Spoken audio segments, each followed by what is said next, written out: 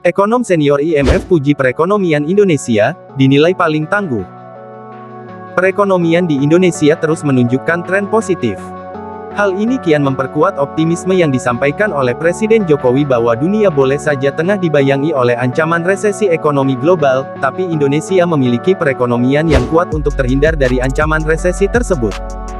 Optimisme ini semakin diperkuat oleh prediksi dan penilaian optimistik dari banyak pakar ekonomi, di mana kali ini dari pihak pakar ekonomi IMF, tepatnya dari seorang ekonom senior IMF, Yan Swallow. Secara umum, komentar positif Yan atas perekonomian Indonesia mencakup beberapa hal. Pertama, dilihat terkait pertumbuhan ekonominya, IMF menilai bahwa Indonesia termasuk negara yang tidak rentan atas ancaman bahaya resesi dan inflasi yang diprediksi meningkat di tahun depan. Adapun terkait inflasi, meskipun diprediksi meningkat di atas target, tapi untuk konteks ekonomi global, hal itu tidak terlalu tinggi. Penilaian bahwa Indonesia disebut memiliki ekonomi yang paling tangguh, salah satunya tidak terlepas dari fakta bahwa Indonesia memiliki tingkat penyangga yang sehat. Kedua, meskipun Indonesia dapat terhindar dari ancaman resesi global, namun IMF memperkirakan bahwa pada tahun 2023, pertumbuhan ekonomi Indonesia mencapai 5%. Dengan kata lain, bila dibandingkan dengan tahun 2022 ini, ekonomi Indonesia mengalami penurunan 0,3%.